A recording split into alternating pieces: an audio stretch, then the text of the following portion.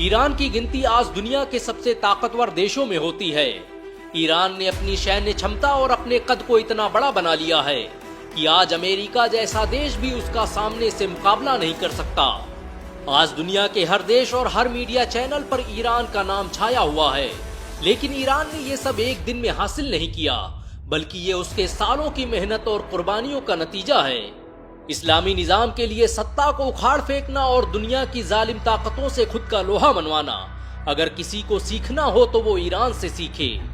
Iran ने बता दिया है कि दुनिया झुकती है, बस झुकाने वाला चाहिए। 2018 में फॉक्स न्यूज ने जब इजरायली प्रधानमंत्री नेतन्याहू से पूछा कि इजराइल के लिए सबसे बड़ा खतरा कौन है, तो नेतन्याहू ने कहा ईरान, ईरान, ईरान। नेतन्याहू ने 3 बार ईरान का नाम लेकर बता दिया कि ईरान कोई छोटी मोटी शक्ति नहीं, बल्कि वो ऐसा देश है जो बड़ी ताकतों के लिए काल बन सकता है। 1979 से पहले का ईरान अमेरिका और इजराइल के इशारे पर काम करता था, लेकिन 1979 की क्रांति के बाद जब ईरान में इस्लामी शक्ति का उदय हुआ तो यही देश अमेरिका का सबसे बड़ा दुश्मन बन गया।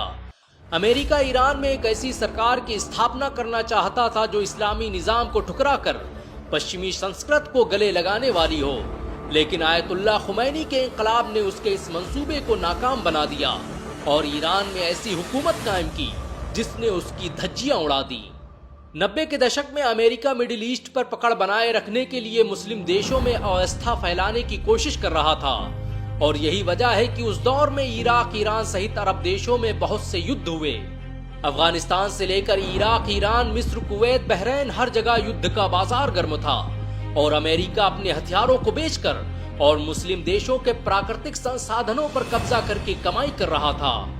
अमेरिका के फैलाए गए एक झूठ कि ईरान अपने पड़ोसी मुस्लिम देशों पर हमला करने वाला है की वजह से पूरे मिडिल ईस्ट में 20 लाख मुसलमान मारे गए।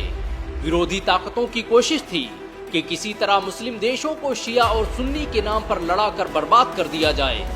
मुस्लिम देश जब तक इस बात को समझते तब तक बहुत देर हो चुकी थी, लेकिन पूरे मिडिल ईस्ट में ईरान अकेला देश था जो ये समझ गया था कि बातिल ताकतों से लड़ने के लिए उसके ही पैतरों का इस्तेमाल करना होगा, और यही वजह है कि उसने इसी पुराशोभ दौर में अपने प्रॉक्सी संगठनों की स्थापना करनी शुरू कर दी।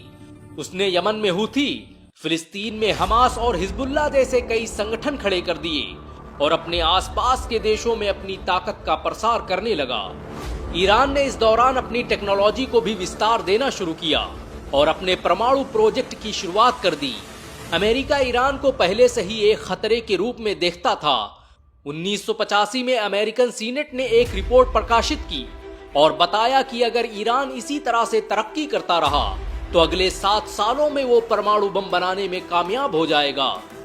1991 में जब रूस में सोवियत यूनियन का खात्मा हुआ तो अमेरिका के 2 बड़े दुश्मन ईरान और रूस दोस्त बन गए, और यही वो वक्त था जब रूस ने ईरान के साथ न सिर्फ अपनी टेक्नोलॉजी शेयर की बल्कि अपने इंजीनियर भेजे जिन्होंने ईरान में जाकर उसे न्यूक्लियर हथियार बनाने की ट्रेनिंग दी। ईरान की बढ़ती शक्ति और ताकत ने अमेरिका को भयभीत करके रख दिया और अमेरिका ने ईरान पर तमाम तरह की पाबंदियां लगा दी। ईरान पर एक पाबंदी ये भी थी कि कोई भी देश ईरान को आधुनिक टेक्नोलॉजी बेच नहीं सकता। अमेरिका ने सोचा था कि ईरान पर पाबंदी लगाकर वो उसकी ताकत को कम कर देगा, लेकिन ऐसा नहीं हुआ, बल्कि ईरान ने अपने वैज्ञानिकों की एक टीम तैयार की और कुछ ही सालों में सीमित संसाधनों का इस्तेमाल करके ऐसे रॉकेट और ऐसे युद्धपोत बनाकर खड़े कर दिए जिन्होंने दुनिया को हैरान कर दिया। 2004 के आते आते ईरान मिडिल ईस्ट का सबसे ताकतवर मुस्लिम देश बन चुका था। कहा जाता है कि यही वो साल था जब ईरान ने परमाणु हथियार बनाने में सफलता हासिल की थी। 1980 में आयतुल्लाह खामेनेई के कहने पर ईरान में एक प्रोजेक्ट अमाद की शुरुआत हुई जिसका मकसद परमाणु बम का निर्माण करना था, और इसकी जिम्मेदारी वहां के सबसे काबिल साइंटिस्ट फखरीजादे को दी गई थी। फखरीजादे ने कुछ सालों में ही अपनी योग्यता और प्रतिभा के दम पर ईरान को न्यूक्लियर हथियारों के करीब लाकर खड़ा कर दिया। 2005 में यूनाइटेड नेशन ने ईरान पर न्यूक्लियर वेपन को बनाने का आरोप लगाकर फखरी के खिलाफ जांच के आदेश दे दिए। यही वो दौर था जब अमेरिका और इजराइल ने मिलकर ईरान के 150 से अधिक वैज्ञानिकों को मरवा दिया ताकि ईरान किसी भी तरह एक परमाणु संपन्न देश न बन पाए। इसराइल ने इस प्रोजेक्ट को बंद करवाने के लिए लाखों अरब डॉलर खर्च किए। यहाँ तक कि साल 2018 में उसने फखरीजादे की हत्या करवा दी। हालांकि तब तक बहुत देर हो चुकी थी, क्योंकि कुछ मीडिया रिपोर्ट्स बताती हैं कि ईरान ने साल 2004 में ही परमाणु हथियारों का निर्माण कर लिया था। ईरान की यही वो ताकत है जिसके दम पर वो अमेरिका से आंखें दिखाकर बात करता है। पिछले दिनों जब ईरान ने इजराइल पर हमला किया तो अमेरिकी राष्ट्रपति जो बाइडेन ने यही कहा था कि इजराइल को ईरान पर हमला नहीं करना चाहिए, क्योंकि अगर वो सीधे तौर पर ईरान पर हमला करता है तो ईरान अपनी परमाणु शक्ति का इस्तेमाल कर सकता है।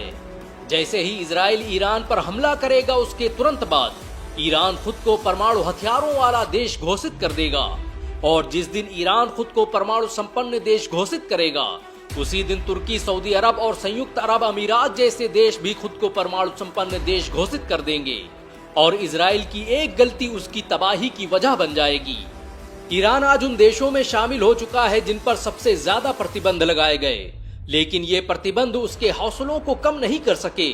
उसने ऐसे हथियार और ऐसे रॉकेट बनाए जो आज दुनिया के लिए हैरत का विषय बन चुके हैं। ईरान के जरिए बनाया गया ड्रोन आज पूरी दुनिया में इस्तेमाल किया जाता है। ईरान के पास 9 तरह के मिसाइल सिस्टम मौजूद हैं। ईरान ने एक ऐसी मिसाइल भी बना ली है जिसे रडार के जरिए ट्रैक नहीं किया जा सकता।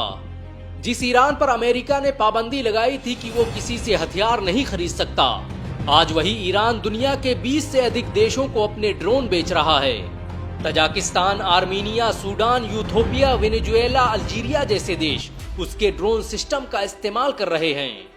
आपको ये जानकर शायद हैरानी हो सकती है कि रूस यूक्रेन में जिन ड्रोन्स का इस्तेमाल कर रहा है उन्हें ईरान में ही बनाया गया था। यानी आप कह सकते हैं कि ईरान दुनिया के सुपर पावर रहे रूस को अपनी टेक्नोलॉजी बेच रहा है। ईरान की गिनती अमेरिका के सबसे विरोधी देशों में होती है।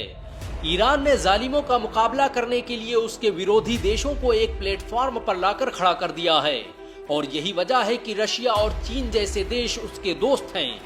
चीन आज ईरान से सबसे ज्यादा तेल खरीदने वाला देश है। इजराइल अगर मुस्लिम देशों में किसी से डरता है तो वो ईरान है।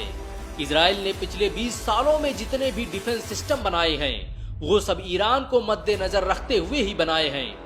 ईरान अकेला मुस्लिम देश है जिसकी पहुंच इजराइल की खुफिया एजेंसी मोसाद में है, और यही वजह है कि इजराइल को हमेशा डर सताता रहता है कि कहीं ईरान उसके झूठे तिलिस्म को तोड़ न दे।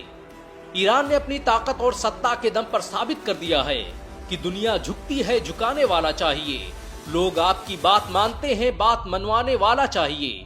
अगर सभी मुस्लिम देश एकजुट होकर ईरान की तरह साहस का परिचय दें तो बातिल ताकतों को चंद घंटों में ही शिकस्त दी जा सकती है। ईरान आज दुनिया के सभी मुस्लिम देशों के लिए गर्व का विषय बन चुका है। वैसे ईरान के बारे में आपके क्या विचार हैं, नीचे कमेंट में जरूर बताएं। अगर आपको ईरान की कामयाबी पर गर्व महसूस हुआ हो तो इस वीडियो को लाइक और शेयर जरूर करें। ऐसी और वीडियो को देखने के लिए हमारे चैनल को सब्सक्राइब करें, बेल आइकन जरूर दबाएं।